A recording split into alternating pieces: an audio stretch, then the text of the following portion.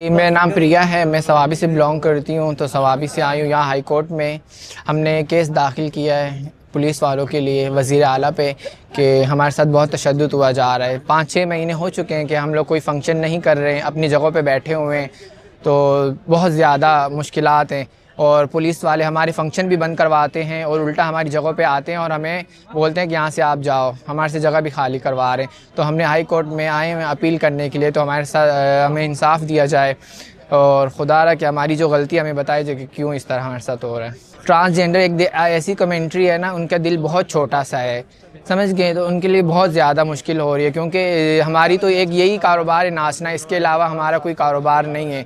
हमें जितना भी तशद्दुद जितना भी जुल्म किया जाए हम नहीं जाएंगे यहाँ से। ऊपर अल्लाह है और नीचे ये हैं, जो भी करें हम लोग बैठे हैं यहाँ पर। हुकूमत से ये मुतालबा करेंगे प्लीज़ हमें इंसाफ़ दिया जाए, ठीक है।